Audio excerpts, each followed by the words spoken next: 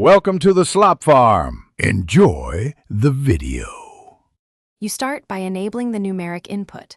Press numlock or FN plus numlock immediately. You need that locked state so keys produce numbers, not navigation. If your laptop shows a small indicator light, confirm it's on.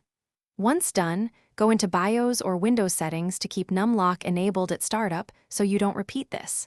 Make sure to test 7, 8, 9, and the 0 to confirm layout. This reveals whether your keyboard maps digits or alternate functions. Now you'll use the embedded keypad when your numlock is active. You hold FN and press those keys with tiny blue numbers. That combination tells the keyboard to send digits instead of arrows.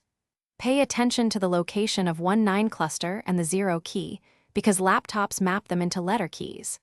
Once comfortable, practice typing sequences slowly so muscle memory forms. If you need speed or extended use, consider connecting a USB numeric keypad. It's faster and avoids prolonged FN use. Finish by knowing alternatives and a key troubleshooting tip. You can connect a USB or Bluetooth numeric keypad if the embedded layout is awkward. Plug and type immediately. Alternatively, use Windows on-screen keyboard for quick numeric entry without toggling FN. If numbers still don't appear, update keyboard drivers or change the numlock state in BIOS/Windows. That often fixes mapping problems.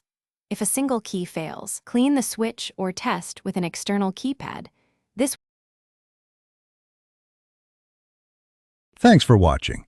Consider subscribing if we helped you today.